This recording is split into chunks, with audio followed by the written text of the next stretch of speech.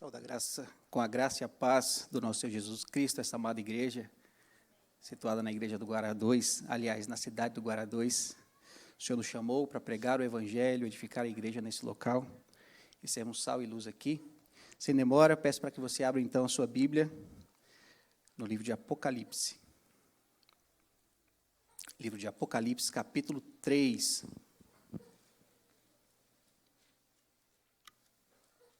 Nós faremos a exposição hoje dos versos 14 ao verso 22.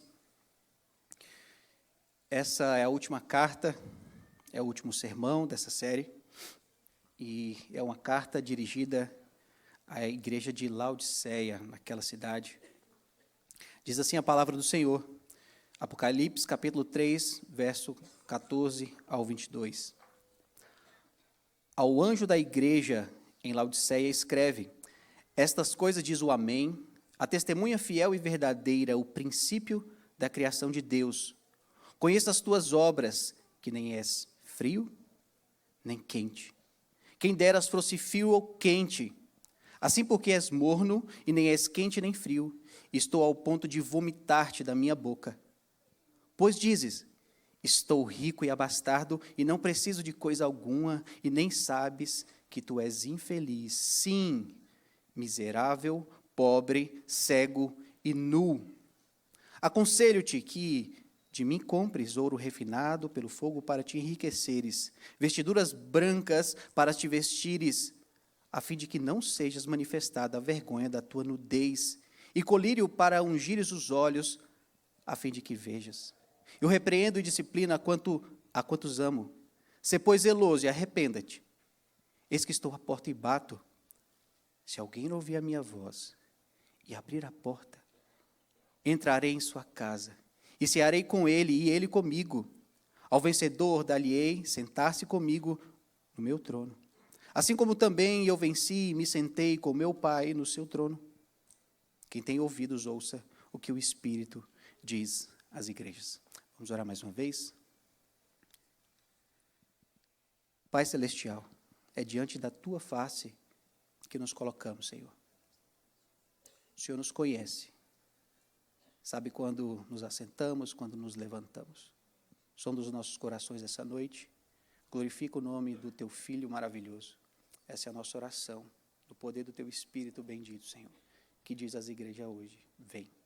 Amém, Senhor. Amém. Medo de literatura apocalíptica. Você já teve medo? Lembro-me quando, ainda mais jovem, sentava naquelas rodas da minha turma ali, na minha quadra, e conversávamos a respeito de várias coisas, e de vez em quando surgia algum assunto a respeito disso. Então surgiam temas como os céus se enrolarão como um pergaminho de uma vez, falava então de bestas, de dragões, um tribunal cósmico, gigantão, cheio de gente, diante de um tribunal. Alguém com fogo nos olhos, a tatuagem da besta e coisas desse tipo. Aquilo me espantava, queridos. Eu chegava em casa, então eu lembro de passar a noite insone, pensando nessas coisas, e era tudo muito nebuloso, e era tudo muito amedrontador. Agora, eu não sei o que era mais amedrontador, essas figuras aqui, ou o fato de que quem estava contando isso para mim era um presidiário que tinha acabado de sair da cadeia. Isso era assustador para mim. Eu não sei o que ele viu na cadeia, mas ele vinha então com esses papos e conversas, e eu falo, uau, como é que eu vou dormir essa noite? Queridos, mas o que ninguém me contava é que essa carta, aliás, o que esse livro de Apocalipse é uma carta, na verdade, dirigida a uma igreja, a 7 igrejas, as 7 igrejas do Senhor. E, por incrível que pareça, queridos, isso parece assustador, mas é uma carta de amor às suas igrejas. É isso que o capítulo 1 vai falar, lá no verso 5, que vai falar que o Deus que nos ama e que derramou o seu próprio sangue para nos libertar dos nossos pecados. Deus aqui não usa nenhuma linguagem simbólica para falar que ama a sua igreja. Ele não fala de dragões, serpentes, corações arregaçados, arrebentados, não. Ele fala, eu amo a minha igreja porque eu derramei o meu sangue. Então, essa é uma carta dirigida a essas igrejas. E essas igrejas, então, essa é a última carta, a carta dirigida a Laodiceia. São 7 cartas. de igrejas reais, de sofrimentos reais, de pessoas reais, com as suas aflições, a perseguição ao Evangelho, ao nome do Senhor Jesus Cristo, pessoas que estavam sofrendo e precisavam de um consolo vindo do próprio céu, do Deus da igreja, do Senhor da igreja, que amava essa igreja. Porque 7 cartas era dirigida a igrejas reais, pessoas reais, mas o número 7 ele tem um significado muito especial na literatura apocalíptica e em todas as escrituras, da ideia de plenitude. Então, essas são as cartas dirigidas a todas as igrejas de todos os tempos. Umas igrejas com umas características muito parecidas com essas aqui, algumas reunindo todas essas características, alguma com uma característica ou outra, mas são cartas dirigidas à igreja de todos os tempos. Isso mostra o tipo de amor do nosso Deus. Ele se importa com o seu povo. Ele nos dá, então, uma carta de amor para afagar o nosso coração e para falar, eu amo vocês. Em meio às lutas, às tribulações, eu amo vocês e sempre amarei. O propósito, queridos, de todas as Escrituras é trazer esperança, resistência e adoração à igreja de Deus. Isso em todos os séculos. E essa carta específica, ela tem alguns contrastes, a gente vai entender que igreja é essa. Mas um padrão que segue em todas essas cartas é Cristo glorificado, um prêmio oferecido à sua igreja, dado à sua igreja, e um selo do Espírito, selando então essas profecias à igreja de Deus. E é muito interessante, lá no capítulo 1, no verso 13, fala que Jesus então está no meio das igrejas, no meio do candeeiro, lá no capítulo 1, verso 13. E é uma imagem maravilhosa, queridos. Jesus passeando no meio da sua igreja. Isso remonta ao Antigo Testamento. O Deus habitando no meio do seu povo. É uma linguagem maravilhosa. Eu estou com vocês, o candeeiro que passa no meio da igreja, iluminando a igreja. Só que para Cristo habitar no meio da sua igreja, uma coisa é necessária, queridos. Pureza. Pureza. Se você abrir o livro de Levíticos, lá vai ter um monte de regras sanitárias e regras santificadoras. Do capítulo 11 ao capítulo 15 de Levítico, a gente vai ver aquele tantão de regras. A mulher que tem um fluxo de sangue nos períodos da menstruação, o homem que tem o sêmen jorrado, é essa a linguagem que a Bíblia utiliza, e todas aquelas impurezas no meio do povo, como doenças, pestes,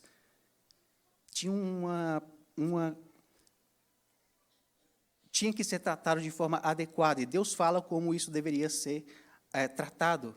Mas em Deuteronômio, querido, para vocês terem uma ideia, tem um versículo assim muito intrigante, 2 versículos, Deuteronômio capítulo 23, verso 13 e 14, diz assim, a ideia é mais ou menos o seguinte, olha, quando o povo de Deus estiver em guerra contra outros povos, o homem vai carregar uma arma, mas também vai carregar uma pazinha, para que, quando ele for defecar, e é mais uma vez a linguagem bíblica utilizada, queridos, quando o homem então for fazer as suas necessidades, o número 2, crianças, sabe o que vai ter que acontecer? Ele vai pegar a pazinha, vai cavar um buraco e vai enterrar.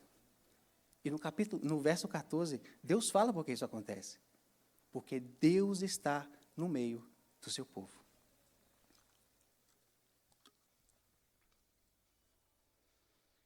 E por que Deus faz isso aqui? Por que Jesus Cristo faz isso? Jesus inicia todo o juízo que vai vir sobre a humanidade, ele começa sobre a sua igreja. Deus começa exercendo o juízo pela própria igreja, ele começa na própria igreja, depois que ele vai para as nações. Depois, então, que ele vai julgar todos os povos. Isso mostra, então, queridos, uma verdade básica, que nós veremos nesse texto que nós lemos. Deus lida seriamente com a autossuficiência humana, ao mesmo tempo em que indica um caminho de arrependimento. Para você que é autossuficiente, você precisa se arrepender. Você que considera-se autossuficiente,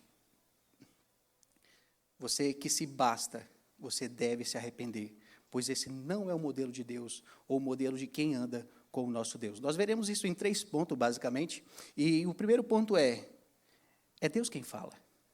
É Deus quem está falando com o seu povo. E nós vemos isso aqui no verso 14. Ao anjo da igreja em Laodiceia escreve: estas coisas diz o Amém, a testemunha fiel, a verdadeira, o princípio da criação de Deus. Ele então cita essas 3 características de Deus, ou nomes do próprio Senhor Jesus Cristo: o Amém, a testemunha fiel e o princípio da criação. O que o apóstolo João, então, está vendo e falando para a igreja? Isso vai evocar, na verdade, o que ele diz no capítulo 1, do verso 5 ao verso 8, que Jesus é a fiel testemunha, ele é o primogênito, o primeiro dos mortos, ele é o soberano, o princípio, o alfa, o ômega, o princípio, o meio e o fim. Ele é aquele que é, que era, que é e que há de vir, o Todo-Poderoso, o Senhor Deus. Não existe, queridos, nenhuma dúvida de que Jesus Cristo é Deus. Nessa carta nós vemos que Jesus Cristo é aquele que fala à sua igreja, mas Jesus Cristo é o soberano das nações. Não há nenhuma dúvida quanto a isso. A própria verdade é quem fala.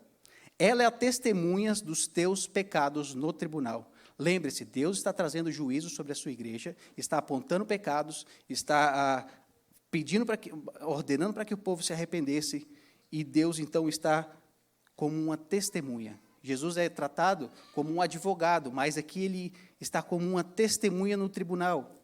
Jesus Cristo é o caminho, a verdade e a vida. Todas essas figuras aqui evocam que o próprio Senhor Jesus é a verdade. Mas penso que tem um paralelo muito interessante com o próprio João escrevendo a sua primeira carta. Lá no verso 10 do capítulo 1, diz assim: se dissermos que não temos cometido pecado, fazemo-lo mentiroso. E é um paralelo muito interessante, que quando nós falamos que não temos pecado, nós estamos falando, Jesus Cristo está mentindo. Jesus Cristo está mentindo. Quando ele fala, na verdade, eu sou o Amém, eu sou a verdade, e eu falo para você hoje que você tem pecado e que você precisa de um Redentor, você precisa de salvação. O Amém, essa palavra Amém é considerada a palavra mais usada na fala humana, queridos, não sei se vocês sabiam disso, eu também não sabia, pesquisando, ela é uma transliteração do hebraico para o grego, e quer dizer, certamente, verdadeiramente. Você se lembra quando Jesus fala, em verdade vos digo?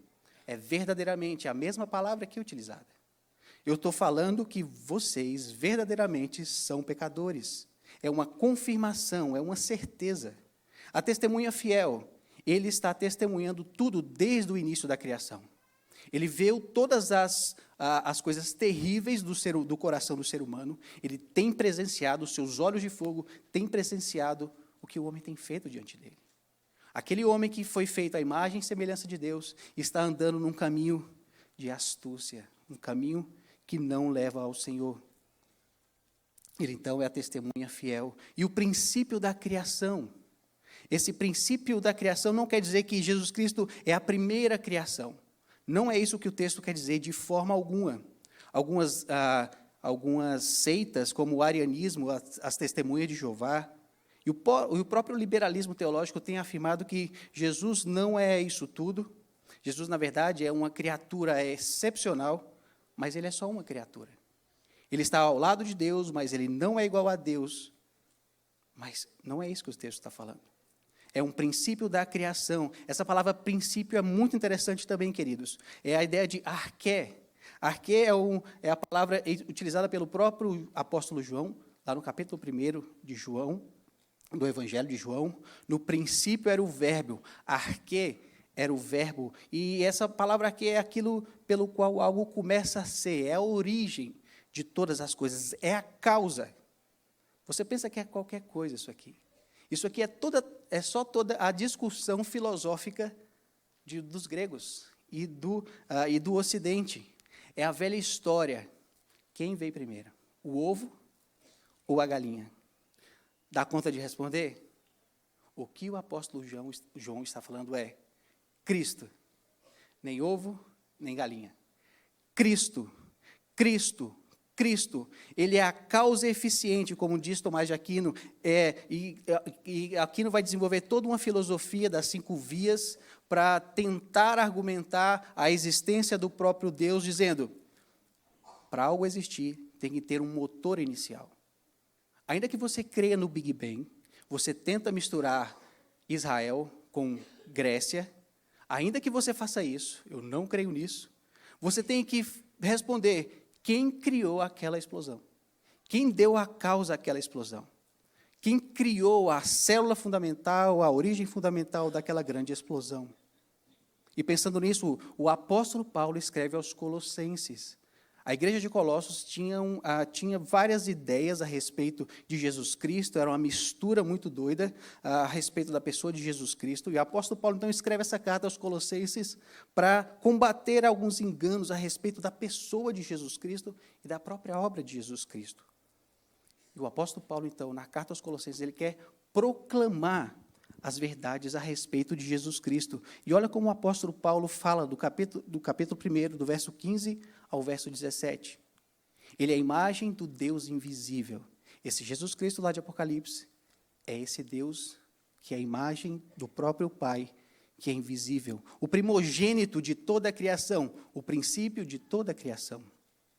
Pois nele foram criadas todas as coisas, nos céus e sobre a terra, as visíveis e as invisíveis, sejam tronos, soberanias, quer principado, quer potestades, tudo foi criado por meio dele e para ele.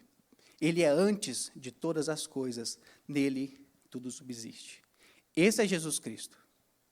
Qualquer figura de um Jesus Cristo parecido com Che Guevara ou alguém muito moralista, parecido Gandhi, não é o retrato das Escrituras. Ele é o Deus Todo-Poderoso que era, que é e que sempre há de vir. Por que, queridos, isso aqui, nessa carta, nós precisamos ter clareza de quem é Jesus Cristo, queridos. Essa era a argumentação do apóstolo Paulo e essa era a preocupação do apóstolo Paulo. E o apóstolo Paulo manda ler essa carta aos Colossenses, sabe onde? Na igreja de Laodiceia.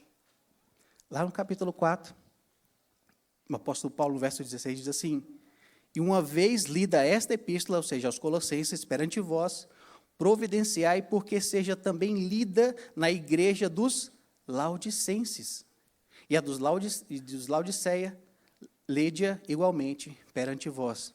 Parece que essa filosofia tinha se espalhado e entrado também na igreja de Laodiceia. Uma visão equivocada a respeito da pessoa de Jesus Cristo. E essas duas igrejas, elas ficavam a 15 quilômetros de distância. Então, a circulação comercial, com certeza, fizeram essas ideias a respeito de Jesus Cristo, uma ideia distorcida, chegar nessa igreja que agora está adoecida. Queridos, o que isso quer dizer? Que uma visão apequenada a respeito de Jesus Cristo vai adoecer a igreja de Deus e vai acabar com o seu vigor espiritual. Uma igreja que não conhece a glória, o esplendor, a magnificência, e reconhecendo que Deus é o soberano das nações, isso vai esgotar as nossas forças. A motivação não vai existir. Isso vai nos aniquilar como igreja. Jesus Cristo pregado, queridos, Jesus Cristo compreendido, as magnificências e os deleites e as graças e as bênçãos espirituais que decorrem de Jesus Cristo, se isso não estiver claro na nossa mente, a gente só vai ser mais uma agremiação, como qualquer sindicato lutando por alguma coisa que não existe. O nosso vigor vai acabar. Eu gosto muito da expressão do Sproul, R.C. Sproul, ele fala o seguinte: a teologia reformada é, antes de tudo, uma teologia. Parece uma redundância, né? Explica melhor, Sproul. Ele fala, a visão reformada, antes de qualquer doutrina, ela trata da doutrina de Deus, é o conhecer de Deus, é uma visão exaltada, magnificada da pessoa de Jesus Cristo. É isso que nós estamos fazendo aqui, queridos. Conheçamos e prossigamos em conhecer ao Senhor, o nosso Deus. Então, quando Jesus Cristo é exaltado, glorificado diante dos nossos olhos, o nosso coração vai pulsar mais. O remédio para o nosso abatimento, para a nossa frouxidão espiritual, é conhecer mais de Jesus Cristo. E João sabia o que estava acontecendo nessa igreja, e Deus sabia, porque ele fala, eu conheço as tuas obras. É a falta de conhecimento de mim que tem levado a essa apatia espiritual. O teu amor por Ele depende da tua visão dEle. Pouca visão, ou uma visão pequena de Jesus Cristo, é o tipo de serviço e de adoração, é proporcional ao que você sabe a respeito dEle. Queridos, existe uma figura de um objeto, o candeeiro, o candelabro, a menorá. É uma luminária, ela tem 7 hastes. Vocês lembram da menorá? Então, ela tem 7 hastes, há uma haste central, que fica ali uma vela, e 3 velas da esquerda e 3 velas na direita. Esse utensílio estava lá no lugar santo, iluminando aquele lugar, no tabernáculo, onde havia a habitação de Deus.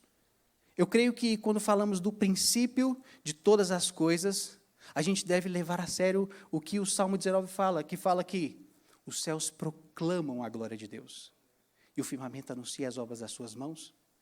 A gente pega essa frase e fala, uau, Deus é muito belo, mas o que os céus fazem, dia após dia, gritando, uma noite após outra, uma noite para outra noite, para um outro dia, para uma outra tarde, incansavelmente, é proclamando a glória de Jesus em toda a criação. Nós temos um sistema solar, correto? Por que ele é chamado de sistema solar? Porque tudo gira em torno do Sol. Lembra da menorá? Existia uma lâmpada central e as outras lâmpadas estavam sendo iluminadas pela própria lâmpada central. Existe um princípio na criação de que todas as coisas apontem diretamente para a graça, a beleza e a santidade de Jesus Cristo. Buracos negros, queridos, nós vimos aqui na nossa conferência Éden, e foi maravilhoso ver que no centro das galáxias existe algo que tem sugado tudo e que é potente. A gente não consegue nem entender como isso funciona, mas todas as constelações, todas as estrelas estão orbitando e girando em torno desse buraco negro cheio de força todo-poderoso. Um princípio arquitetônico em toda a criação. É um princípio esculpido em cada célula, em cada átomo, gritando, santo, santo, santo é o nosso Deus. O princípio da criação. Lá nos capítulos finais, já não vai existir mais sol. No meio da cidade, vai ter alguém que brilha e todas as coisas vão orbitar em torno dele. Jesus, queridos, é tudo. Ele é a nossa razão da nossa existência. Ele é tudo o que nós temos. E ao nosso coração fica bem adorá-lo, magnificá-lo, viver para Ele. Isso deve impactar os nossos corações, essa visão exaltada de Cristo, e isso nos leva necessariamente ao serviço em adoração. O segundo ponto, querido, que nós vamos ver, o primeiro é que é Deus quem está falando, é o próprio Jesus Cristo exaltado, e essa visão exaltada nos vai fazer adorá-lo, mas depois Jesus Cristo vai revelar o pecado dessa igreja. Então, o pecado revelado vai do verso 15 ao verso 17, diz assim: conheço as tuas obras, que nem és frio, nem quente. Quem deras fosses frio ou quente. Assim, porque tu és morno, e nem és quente nem frio, estou a ponto de vomitar-te da minha boca. Pois dizes, estou rico e abastado, e não preciso de coisa alguma, e nem sabes que tu és infeliz, sim, miserável, pobre, cego e nu. Esse é o pecado dessa igreja. Há uma acusação formal dessa testemunha que presenciou essa igreja, que sabe como essa igreja funciona, e Laodiceia se tornou, então, uma igreja inútil. Uma igreja que não serve nem para refrescar e nem para curar ninguém.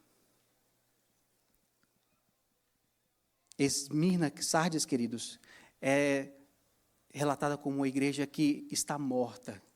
Mas existia ali alguns cristãos.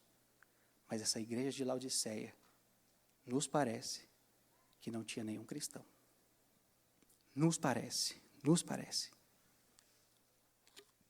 Laodiceia, então, possuía qualidades singulares como uma cidade, queridos. O contexto aqui é muito maravilhoso, como Deus vai trabalhando, Jesus Cristo vai trabalhando com essas igrejas, relacionando-as com o seu contexto histórico, com o que a cidade representava. Então, Laodiceia é um centro financeiro, há uma concentração de ouro. Até Roma depositava os seus recursos, as suas pepitas de ouros, os seus recursos ali, nessa cidade de Laodiceia. Então, é um centro financeiro maravilhoso da época, é como se fosse os Estados Unidos de hoje. Todos os tesouros de todos os países encaminhando algum recurso para serem depositados naquele tesouro, pela sua segurança, pela sua robustez financeira. O historiador Tássio, lá na obra Anais, diz que houve um terremoto na cidade de Laodiceia no ano 60 depois de Cristo. Esse terremoto devastou a cidade. Mas sabe o que aconteceu? Roma, então, se propôs a enviar recursos para essa cidade. E sabe o que a cidade falou? Eu não preciso dos seus recursos. Nós temos recurso suficiente, Roma. Nós nos reergueremos, nós reconstruiremos tudo. E eles assim o fizeram. Mas Laodiceia também era considerado um centro de indústria têxtil. Eles cruzavam, então, ovelhas, e dessas ovelhas produziam uma lã negra. É uma lã macia, brilhante, conhecida como uma lã que parecia a cor de corvo. Então, ela bastante brilhosa e era enegrecida, era preta. Imagina, você todo de preto, brilhando numa noite à luz de vela. Lá também tinha uma escola de medicina, lá eles desenvolveram o chamado o pó, a base de zinco. Então, esse pó era formado uma pasta, que era chamado em grego de colorium. É daí que vem o termo colírio. O colírio não era esse frasquinho que nós conhecemos, queridos, é como se fosse uma pastinha. Então, ele era diluído, talvez, em leite materno ou em água. Então, era colocado nos olhos e aquilo dava frescor e curava a visão das pessoas. Então, um centro financeiro, indústria têxtil indo muito bem, uma escola de medicina. Só que Laodiceia tinha um problema, queridos. Ele não tinha as fontes aquíferas próximas. E essa água que abastecia a cidade, ela vinha do sul, de uma outra cidade. E essa água que permeava essa cidade, os canais ou os dutos, era rico em vários minerais. O carbonato de cálcio, queridos, ela entupia normalmente esses dutos, só que com o aquecimento do sol e no trajeto, a água ela chegava a Laodiceia morna e com um gosto bastante ruim. Já bebeu aquela água insalubre, aquele gosto, um gosto de soro? Mas era uma situação muito pior aqui. Colossos, na verdade, em oposição a isso, Colossos era uma cidade vizinha, só que Colossos tinha uma profusão de águas frias. Colosso, então, era conhecido pelas suas várias delícias de águas que refrescavam. Hierápolis, que era outra cidade também, a 16, 17 quilômetros dali de Laodiceia, as suas águas eram quentes, eram águas maravilhosas, águas quentes. Mas a acusação de Jesus Cristo à cidade de Laodiceia é: você não é fria, igual Colosso, as águas de Colosso. E você nem é quente, igual as águas de Hierápolis. Mas você é morno. A sua água é ruim. Os doentes precisam de médico, queridos. Os doentes precisam de medicina. Jesus dificilmente repreende ímpios veementemente nas Escrituras. Normalmente, eles tratam com bastante amor, ele senta com o ímpio, aquele que não faz parte do povo judeu, ele senta, ele olha com amor, olha com piedade. Os ímpios, na verdade, eles não são hipócritas ao ponto de, olha, eu sigo a Jesus Cristo, eu sirvo a Jesus Cristo, mas no seu coração ele não serve. Não, eles são abertamente contrários a Jesus Cristo. Eles precisam de salvação, mas eles não escondem que detestam a Jesus Cristo. Mas os mornos, queridos, para Cristo, causam ânsia de vômito. Os mornos não refrescam, não saram e ainda são féticos. Eles dão vontade de vomitar no próprio Senhor Jesus Cristo. Alguns comentaristas dizem que essa igreja de Laodiceia, ela levou Jesus Cristo a muitas lágrimas. A forma como é tratada, como Jesus Cristo querendo vomitar a sua própria igreja, isso é bastante forte. algumas semelhanças no Antigo Testamento, Jesus tratando como uma prostituta, mas Deus querendo vomitar a sua própria igreja, o seu próprio povo, que foi cheirado no seu próprio ventre, aparece aqui, de forma muito vívida. O que isso quer dizer, queridos? Jesus Cristo tratou, o livro de Mateus é muito interessante, como ele vai tratando os fariseus e os escribas o tempo todo. Mas Jesus Cristo, no capítulo 23 de Mateus, Jesus Cristo vai meio que estourar, no sentido de Jesus Cristo vai apontar diretamente os pecados dos fariseus. E é muito interessante como Jesus Cristo aborda os fariseus no capítulo 23. É um capítulo longo e Jesus Cristo vai bater, num certo sentido, vai falar da hipocrisia, da cegueira dos fariseus. Ele fala, ai de vós, fariseus, vocês querem sentar na cadeira de Moisés. E a palavra cego é usada 5 vezes ali. E a palavra hipócrita é usada 8 vezes. É esse tipo de igreja, a igreja de Laodiceia, uma igreja religiosa. Uma igreja que quer parecer-se religiosa, mas por dentro está como um sepulcro caiado.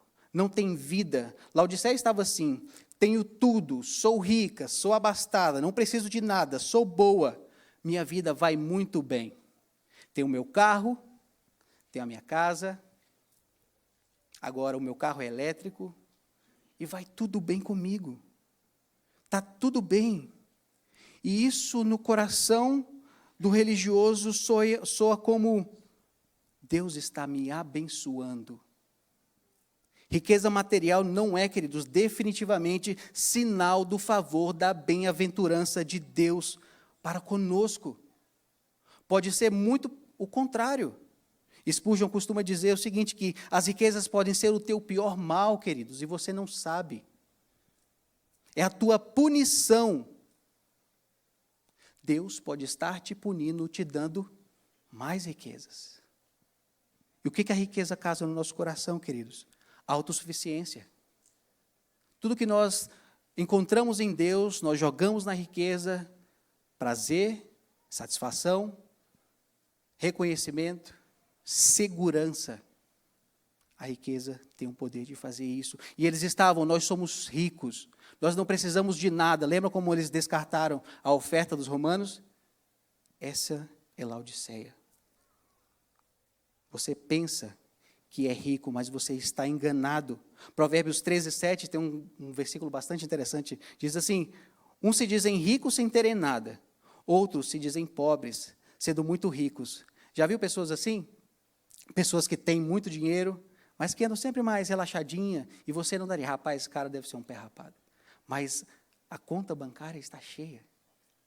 E tem gente que não tem nada, está no limite do cartão, já fez o empréstimo, já pegou o consignado, e está de BID. Essa igreja é uma igreja pobre. E é exatamente o que Jesus faz em Esmirna, vocês lembram? Esmirna pensava que era pobrezinha. E Deus fala, você é rica. E essa aqui fala, eu sou rica. E Jesus fala, você é miserável. Você é pobre. Você é cega. Você é nu. Penso, queridos, que uma interpretação boa desses versículos aqui é o que está no capítulo 2, verso 9. Diz assim, exatamente a igreja de Esmirna. Conheça a tua tribulação, a tua pobreza, mas tu és rico. E há blasfêmias do que a si mesmos se declaram judeus e não são, sendo antes sinagoga de Satanás. O que Jesus está fazendo aqui, declarando para essa igreja é, os religiosos estão pensando que são ricos e eles não sabem que são miseráveis. Eles estão se reunindo numa igreja de Satanás. A religiosidade para Jesus Cristo beira uma religiosidade satânica. Pessoas reunidas que se acham demais, que se importam demais com a sua imagem, mas sempre estão parecendo religiosos demais, não passa de uma reunião satânica. É assim que Jesus Cristo vê igrejas hipócritas de religiosos, queridos. E a tendência do nosso coração, queridos, é a gente se envolver com as coisas do Senhor. Eu sou isso, eu sou aquilo, e faço mais isso, e faço aquilo, e vivo num ativismo. Mas o coração nunca arde pelo Senhor, porque você tem uma agenda a ser consumida, e as pessoas precisam te ver que você é um religioso. Esse é o fim da igreja. Uma igreja religiosa, sem ardor, sem entendimento a respeito de Jesus.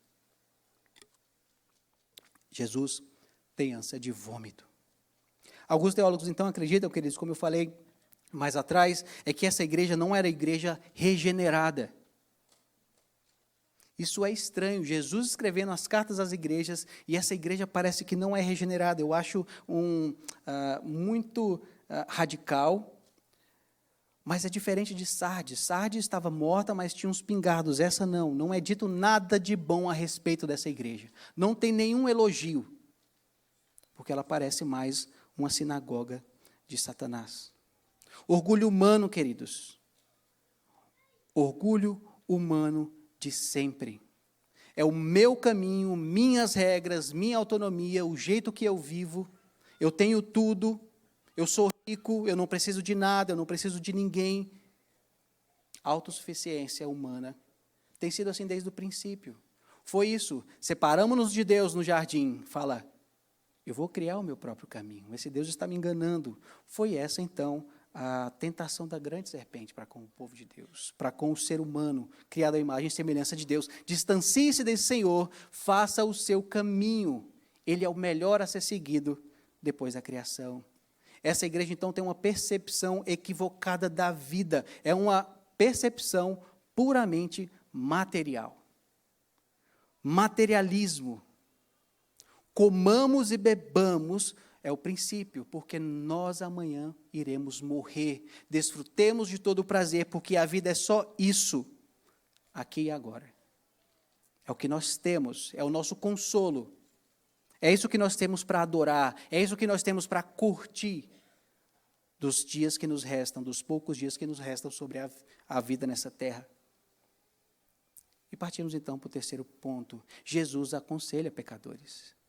Queridos, é tão interessante. Jesus Cristo trata de forma tão veemente uma igreja tão afastada dele, mas Jesus Cristo sempre oferece o evangelho para as pessoas que não querem saber dele.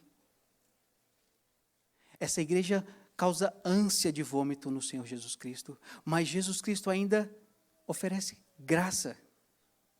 Esse é o evangelho, queridos, o tempo todo. Como pode, Daniel, essa igreja desse jeito, Jesus Cristo ainda oferecendo conselhos? E é muito interessante o tipo de conselho que Jesus Cristo vai dar a essa igreja. Veja bem, ele diz lá no verso 18, aconselho-te que de mim compres ouro refinado pelo fogo para te enriqueceres. Ouro, compre de mim ouro.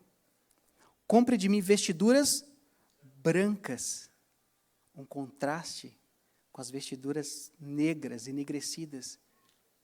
Troque as suas vestes de uma vida ímpia e impura por uma vida de pureza. Em mim. A fim de que não sejas manifesta a vergonha da tua nudez e colírio para ungires os olhos. A fim de que vejas. É o que Cristo oferece, Ele é, queridos, como diz uma canção que eu gosto bastante. O que Cristo está oferecendo, então, para essa igreja é tudo o que Ele pode dar. E Ele oferece não mais, nada mais, nada menos do que Ele mesmo. Essa linguagem é uma linguagem utilizada pelo profeta Isaías. Lá no capítulo 55, verso 1, diz assim, todos vós o que tendes sede, vinde às águas. Vós os que não tendes dinheiro, vinde, comprai e comei. Sim, vinde e comprai, sem dinheiro e sem preço, vinho e leite. É o que Ele está oferecendo para a igreja de Laodiceia, queridos. O nosso Senhor Jesus Cristo é sempre gracioso. Ele olha o pecador, Ele se compadece, mesmo uma igreja tão fética, mesmo uma igreja que dá náuseas, Ele oferece o seu evangelho gratuitamente. Laodicenses, vocês precisam. E há um grande contraste aqui, queridos. Eles só pensavam em coisas materiais. E o que Jesus Cristo está oferecendo é um ouro espiritual. vestes espirituais e uma visão espiritual. É um novo nascimento e uma visão espiritual das coisas, não só uma visão material. O apóstolo Paulo, escrevendo no capítulo 1 de Efésios, nesse versículo bendito, maravilhoso, ele então começa a exaltar e bendizer e a louvar o nome do Deus Pai, e ele diz o seguinte: bendito Deus e Pai de nosso Senhor Jesus Cristo, que nos tem abençoado com toda sorte de bênçãos espirituais nas regiões celestiais em Cristo Jesus. Que tipo de bênção você tem, queridos? Se o seu amor por Jesus Cristo ele está sendo medido pelos bens materiais que você tem, a sua balança não é a balança de Jesus Cristo. Agora, se você tem pensado que as bênçãos que vocês têm recebido são bênçãos que fluem do céu como um grande tubo, um grande canudo das regiões celestiais derramadas sobre você abundantemente, você tem a visão do céu. Duas visões, uma visão terrena e uma visão celestial. Nós precisamos entender as coisas espiritualmente. Vocês estão mortos nos vossos delitos e pecados, igreja de Laodiceia, e vocês precisam de uma nova vida e de um novo colírio que tire as escamas dos olhos de vocês e vocês vejam as coisas celestiais e espirituais em Cristo Jesus. Queridos, você que não tem tantos recursos como gostaria de ter, existe um recurso abundante que é precioso e custou o sangue do Filho de Deus e que fluem para você abundantemente do céu. É uma visão privilegiada. Jesus está sentado no trono, mandando abundantemente as suas bênçãos sobre o seu povo, aqueles que creem em Jesus Cristo. Cristo te oferece, então, gratuitamente, tudo o que você não pode pagar. E é muito interessante, venham e comprem sem dinheiro. Não tem aqueles livrinhos, normalmente os evangelhos dos Gideões, eles entregam e está assim, vendagem proibida. O evangelho é uma vendagem proibida. É sempre gratuitamente, você nunca vai poder pagar, você nunca vai conseguir pagar e você não pode pagar, porque é sempre gratuito. Porque Deus amou o mundo de tal maneira e Ele deu o seu Filho. É sempre gratuito. Sempre gratuito. É porque eu vos amo, eu repreendo e disciplino vocês. Deus está repreendendo essa igreja e disciplinando-a, porque Ele ama. Lembra que eu falei que é uma questão de amor? E Ele então fala: sê, pois, zeloso e arrepende-te. Essa palavra zelosa é muito interessante aqui no contexto. Jesus faz esses contrastes maravilhosos. É a ideia de fervilhem. Sejam fervilhantes, ardam como água em ebulição. Saiam da mornidão de vocês e vocês precisam borbulhar, vocês precisam arder por mim. E ele fala então: eis que estou à porta e bato. Se alguém ouvir a minha voz e abrir a porta, eu entrarei em sua casa e cearei com ele e ele comigo. E Deus então fala, no final do verso 19, arrependa-te. Querido, o arrependimento é a base fundamental da nossa fé cristã. Quando nós proclamamos o Evangelho, a reação de quem escuta, e a resposta é arrependimento. A sua vida não está boa. A sua vida não é boa e ela precisa de arrependimento. Você precisa voltar ao Senhor. Eu gosto da definição do John Piper a respeito de arrependimento. Ele fala: arrepender-se significa experimentar uma mudança de mente. Então começa na nossa mente uma mudança e a gente experimenta isso. Que agora você vê a Deus como um verdadeiro, como belo e como digno. Lembra da visão exaltada? O arrependimento nada mais é, queridos, quando nós começamos a ver Deus de uma forma maravilhosa, como Ele verdadeiramente é. De todo o nosso louvor e de toda a nossa obediência, Ele continua. É o desvio do coração das promessas enganosas do pecado para o despertar da plena satisfação em Deus. Uma vida fervorosa, queridos, é uma visão exaltada da beleza, da santidade de Deus. Ninguém para um coração que viu Jesus Cristo. Ninguém para um coração que viu a beleza, as graças, os amores e as bênçãos de Jesus Cristo.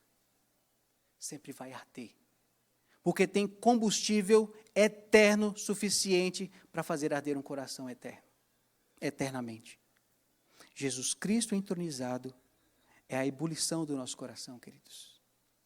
Isso nos leva a adorá-lo na beleza da sua santidade, a beleza de Cristo, a beleza do seu jeito, a beleza do seu poder, a beleza da sua graça, a beleza do seu sacrifício. E por toda a eternidade, nós vamos contemplar a beleza da sua santidade. E ele fala então dessa porta que ele bate, querido, ele se achega e é ele quem procura. Não é você que está procurando. Ele vai bater a sua porta, e essa porta da igreja. A melhor interpretação fala que Jesus Cristo está batendo a porta dessa igreja. Mas ele é quem te procura, ele é quem toma essa iniciativa. E é muito interessante, queridos, a linguagem romântica contida aqui. Vocês preferem a linguagem romântica em verso ou em prosa? Em verso é mais bonito, né? Diz assim o livro de Cânticos, capítulo 15, verso 2 a 4. Eu dormia, mas o meu coração velava. Eis a voz do meu amado, que está batendo. Abre-me, minha irmã, querida minha, pomba minha, imaculada minha, porque a minha cabeça está cheia de orvalho, os meus cabelos das gotas da noite. Já despi a minha túnica, hei de vesti-la outra vez? Já lavei os pés, tornarei a sujá-las? O meu amado meteu a mão por uma fresta, e o meu coração se comoveu por amor dele. Um coração comovido pelo amor de Jesus, queridos. Isso vai fazer essa igreja abrir e passar por todas as portas que Deus abrir. É isso que nos vai fazer amar o povo dessa igreja. É isso que vai nos fazer amar as nossas esposas, a nossa esposa. É isso que vai fazer o nosso coração tratar melhor os nossos filhos, por causa do grande amor que Deus depositou em nós. É isso que nos comove na linguagem de Cantares. E Deus então dá um grande selo no verso 22. Quem tem ouvidos, ouça o que o Espírito diz às igrejas. Queridos, muitos desafios têm sido colocados diante dos nossos olhos. Portas têm sido abertas, queridos. Mas essa igreja só vai permanecer de pé quando ela tiver uma visão exaltada e considerar Cristo suficiente em todas as coisas. Quando pudermos dizer, ainda que meu pai e minha mãe me abandonem, o Senhor jamais me abandonará. Um coração comovido pelo amor de Jesus Cristo. É isso que essa igreja é chamada. O vigor espiritual dessa igreja está em Jesus Cristo, que é a grande fonte de todo vigor para a sua igreja. Nós somos chamados, então, à adoração fervilhante ao nosso Senhor Jesus Cristo. Oremos, irmãos. Senhor, obrigado, Pai, porque o Senhor não nos trata, Deus, segundo as nossas iniquidades, mas segundo a grandeza das tuas misericórdias, Senhor. Tenha misericórdia dessa igreja, Senhor. Quantas igrejas se levantaram, foram bênção, sal, luz nessa terra, Deus, e por um desvio, Pai, da visão exaltada de Jesus, se corromperam, e hoje já não existe pedra sobre pedra, Senhor. Deus, não deixe que isso aconteça nessa igreja, que ela permaneça, Senhor, firme até a Tua volta, que a gente dê muitos frutos, Deus, ao redor dessa vizinhança, para essa cidade, para esse Distrito Federal, Deus, para os estados subjacentes, Senhor, para esse mundo, Pai. Nos ajude, Deus, a ser sal e luz. É o desejo do nosso coração. Deus, o nosso coração se desvia, os nossos pés escorregam, nos segura pela mão, Deus. Segura a mão dessa tua igreja e nos leva adiante. O Senhor tem feito grandes coisas, Senhor, mas abre mais portas, que o teu nome seja proclamado, que pessoas se convertam a ti, que os eleitos se achegam ao Senhor em amor e graça, em esperança, Senhor. Consola o coração da tua igreja e nos fortaleça. Abençoa o cansado, Senhor, o sobrecarregado. Deus, que essa palavra fleche o coração da tua igreja, Deus. Essa é a minha oração, a oração do teu povo. Em nome de Cristo Jesus. Amém, Senhor. Amém.